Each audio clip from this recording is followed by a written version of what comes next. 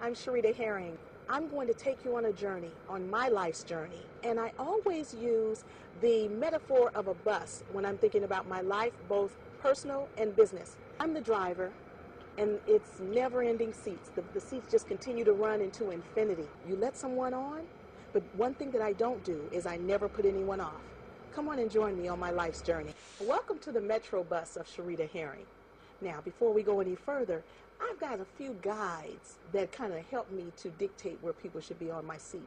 Now, they're my guides. This is just a subliminal message of how you can treat your life.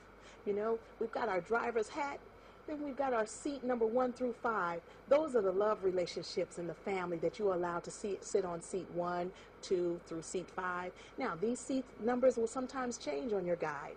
Then we have the seats 6 through 13. Those are those collaborations. When you're in business and you're working with someone to further your projects, you have business partners, you have your staff. Those are your collaborations, and you allow those to be on those seats that are a little closer to you, but right behind your family and your love relationships. Then seats 14 through 589. Now remember, your seats are never ending. They go back through infinity. These are just subliminal numbers, but you have your close friends, your current co-workers, and all those other people that you kind of want to be able to just kind of turn around and holler at on your bus. But then you've got seats 590 to 910. Now those are those ex-lovers where you haven't been able to quite mend those relationships, but again, you don't want to put them off your bus. And just those casual friendships, those people that you call now and then, send Christmas cards, you just kind of stay in touch with. And then those past co-workers, even those that probably you didn't quite get along with, they're still on your bus. Remember, you don't put anybody else off. This is a real important one. Seats 911 through infinity. That's those seats of the anger, hurt. That's where you have to find forgiveness and patience. So you're not putting anyone off your bus. Remember, you're the driver. You're the driver, no one else. So make sure that you wear your hat well. So come on in. I want to take you on a ride. You have to know when to lead, when to allow someone to lead you, and then sometimes just know when to be still. For instance, I had a relationship as far as growing up.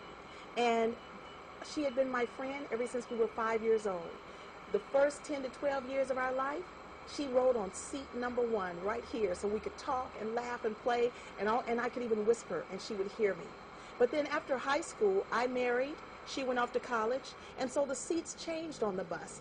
Sometimes life would dictate the change of the bus, and then sometimes you will actually move people on your bus. Just like that bus that just went by, that's someone else's life. So my 2 kids, in-laws, the child care providers, all of them ended up being on seat number 1, 5, 6, all of them. But then on her life bus, now she has her college roommates, her college friends, professors, and all those other people that share the common interests that she shares. So understand that your life will also sometimes shift the seats without you having to do it yourself. I had a client that I worked with, and he was a very prominent person in the city of Los Angeles. And by the time that we finished working together, there was a large bill that was due to me. And he did not pay that, and I was very angry.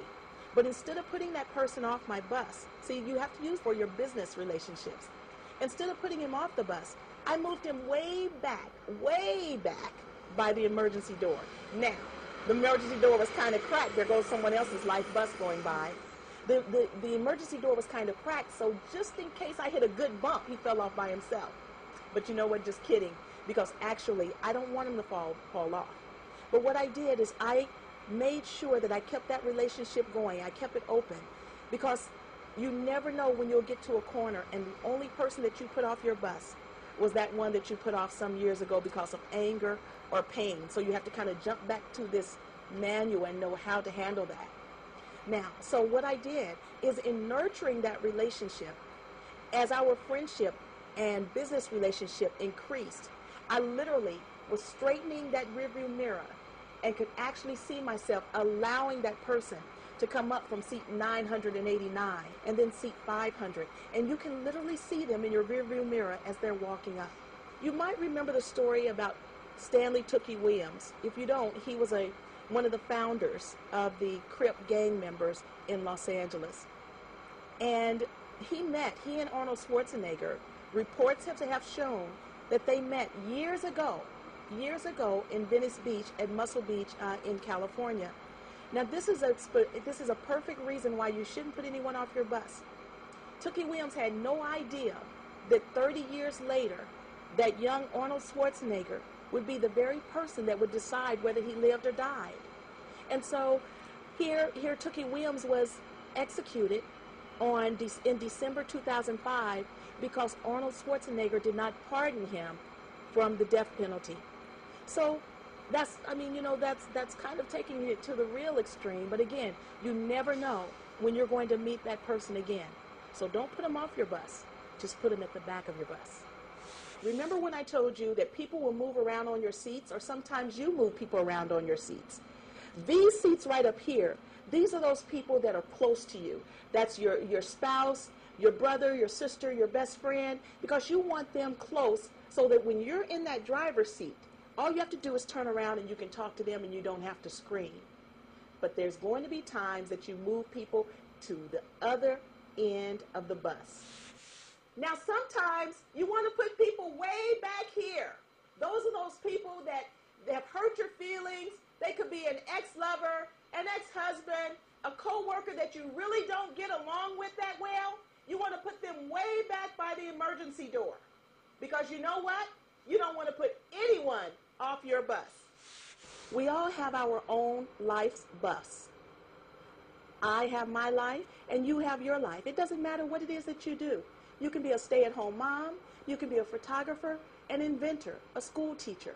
But the thing is to know that you're in control of the seats on your bus.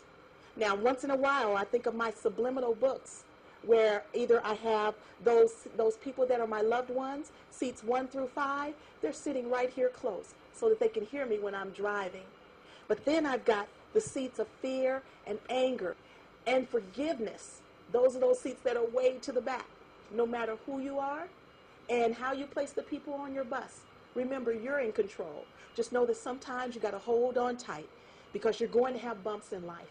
You're going to have hurts and disappointments. But just remember that you are in control of your bus.